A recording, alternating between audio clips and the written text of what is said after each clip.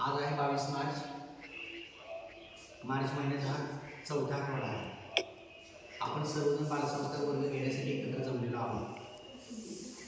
आपण सगळेजण आल्यानंतर आपण आपली चप्पल पादत्राणे स्टँडवर ठेवली, पायावरती पाणी घेतलं आणि केंद्रात आल्यानंतर पहिल्यांदा आपण काय केलं, औदुंबराला 11 प्रदक्षिणा घातल्या आणि प्रदक्षिणा घालत असताना दत्त महाराजांचा मंत्र म्हणालो. कोणता म्हणालो?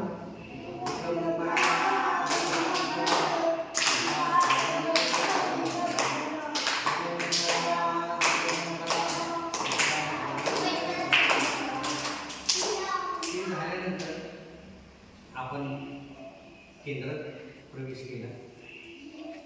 आल्यानंतर आपण श्री स्वामी समर्थ महाराज परब्रह्म भगवान यांच्या चरणी त्रिवार मुजरा केला. त्यानंतर आपण बालसंस्कार वर्गाला सुरुवात केली आणि करत असताना आपण श्री स्वामी समर्थ मंत्र एक माळ जप केला, सामुदायिक सेवा रुजू केली आणि बालसंस्कार वर्गाला सुरुवात करत असताना आपली आचारसंहिता आपण समजून घेतली. एक विद्यार्थी म्हणून, एक बालसेवेकरी म्हणून आपली दैनंदिनी कशी असावी, परंतु जी गुरुमाऊलींनी सांगितलेली ही आचारसंहिता आपण सुधारण स्पष्ट करून घेतली. त्यानंतर आपण सुविचाराला सुरुवात केली. तो सुविचार असा होता की माणुसकी हे सर्व धर्माचे सार आहे. माणुसकी हे सर्व धर्माचे सार आहे. हिंदू, मुस्लिम, जैन, ख्रिश्चन, पारसी जेवढे काही धर्म असतील ते धर्म काय सांगतात? मानवता, माणुसकी हे सांगतात. म्हणून माणुसकी हे सर्व धर्माचे सार आहे. माणूस हीच एक जात आणि माणुसकी हाच एक धर्म. वैश्विक समतेचा, शांतीचा मार्ग म्हणजे मानवता. बुद्ध तत्वज्ञान म्हणजे मानवता. सत्य, अहिंसा, शिव, सुंदर ही मानवतेची तत्व मानवतेमध्ये समाविष्ट आहे. म्हणून आपण काय पाहिलं? माणुसकी हे सर्व धर्माचे सार आहे हा सुविचार पाहिला. त्यानंतर आपण योगासन घेतलं. त्या योगासनामध्ये मकरासनाची माहिती घेतली. विश्रांत स्थितीत असणारे हे आसन मकरासन. अभ्यास करत असताना सातत्याने बसल्यामुळे आपली पाठ दुखते, मणके दुखतात, मणके दुखतात, कंबर दुखते. मग आपण काय करत असतो? क्षणभर विश्रांती मिळण्यासाठी मकरासन जर आपण केलं तर पुन्हा उत्साह आपल्याला येतो आहे. बरोबर? हे आपण योगासन घेतल्यानंतर नियमित सेवा आपण घेतली. त्या नियमित सेवेमध्ये आपण गणपती स्तोत्र, प्रज्ञाविवर्धन स्तोत्र, श्री स्वामी समर्थ मंत्र एक माळ आणि गायत्री मंत्र ही सेवा घेतली आहे. त्याच्यानंतर आपण विशेष सेवेच्या माध्यमातून गणपतीची आराधना, श्री गणेश स्तुती आपण केली. बुद्धी वाढण्यासाठी, प्रज्ञाविवर्धनासाठी गणपती हे आराध्य देवता यांचं स्तुती स्मरण आपण केलेलं आहे. त्याचबरोबर आपण आरोग्य शास्त्राचा उत्तर पाहत असताना आपल्या मराठी नववर्षाची सुरुवात कशाने होते? मराठी नववर्षाची सुरुवात कशाने होते? गुढीपाडवा. मार्च महिन्याचा शेवटचा आठवडा म्हटलं की आपल्याला भारतीय सण आठवतो, तो म्हणजे गुढीपाडवा. मग गुढीपाडव्या दिवशी आपल्या घरी सर्वांच्या गुढी उभारली जाते. गुढीला साखरेच्या गाठी, साखरेचं कड आणि कडुलिंबाची डहाळी बांधली जाते. या सगळ्या गोष्टी कशा आहेत? कशा आहेत? आरोग्याला पोषक अशा आहेत. साखरेची गाठ, खडी साखर आपण जर पाण्यामध्ये घेतली तर उष्णता आपली थांबते, उष्णतेचा विकार थांबतो. कडुलिंबाला आलेली छोटी छोटी फुलं, त्याचबरोबर जिरे, ओवा आणि साखरेची गाठी किंवा कड आपण जर एकत्र घेतलं तर उष्णतेचे विकार कमी होतात. आरोग्यशास्त्रानुसार असणारी ही महत्वाची गोष्ट आपल्याला तिथं समजलेली आहे. आता आपण पुढे पर्यावरण उपक्रम पाहिला. त्या पर्यावरण उपक्रमामध्ये माहिती घेतली की कागद आणि दोरा जपून वापरा.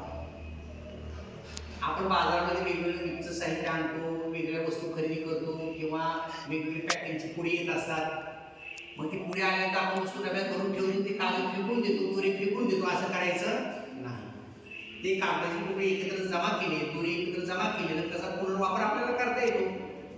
जुन्या काळी गोधडी शिवताना दोऱ्याचा वापर केला जायचा, बरोबर. फुलांची माळ करायची आहे तर त्या दोऱ्याचा पुनर्वापर होऊ शकतो, कागदाचा पुनर्वापर होऊ शकतो.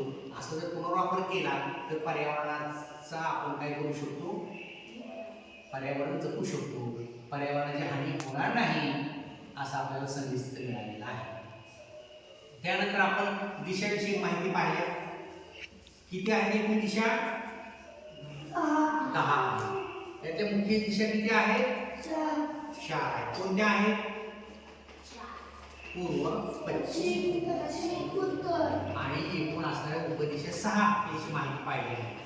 त्याचबरोबर जगातील 9 आश्चर्य आपण पाहिले आहे. त्यातलं एक म्हणजे महाराष्ट्र राज्यातील छत्रपती संभाजीनगर येथे असणारं अजिंठा लेणी याविषयीची आपण माहिती इथे घेतलेली आहे.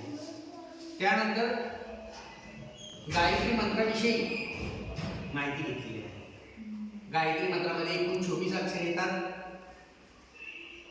गायत्री मंत्राचा थेट संबंध सूर्याशी येतो, म्हणून हा उष्ण मंत्र म्हणून आपण जपत असतो.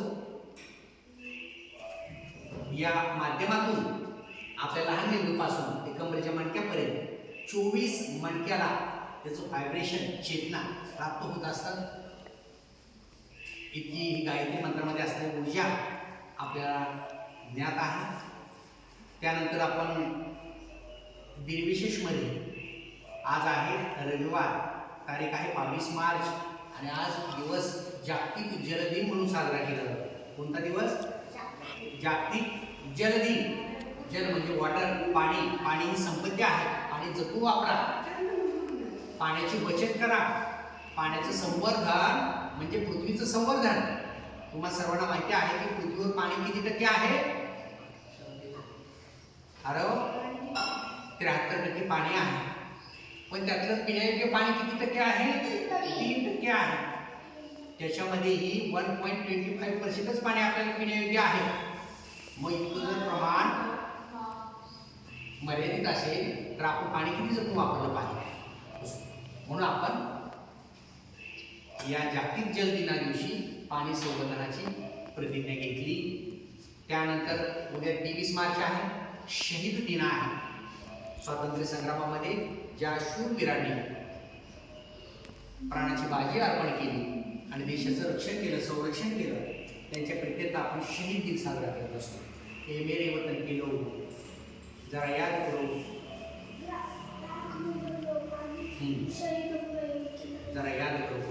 या काव्यपंक्तीतून आपण या देशभक्तांविषयी असणारी आपली जी काही भावना आहे त्या गीतातून आपण व्यक्त करत असतो. म्हणून आपण या आजच्या दिवशी एक संकल्प केलेला आहे. तो संकल्प कोणता आहे?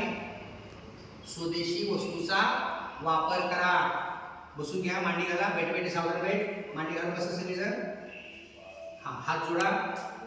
स्वदेशी वस्तूंचा वापर करा हा आपण आज संकल्प केलेला आहे. आणि हा संकल्प करत असताना आपण आजची जी दिनचर्या आहे ती समजून घेतली आणि शेवटी आपण प्रार्थनेने या बालसंस्कार वर्गाचा शेवट करूया. सर्वांनी सामुदायिक प्रार्थना म्हणायची आहे.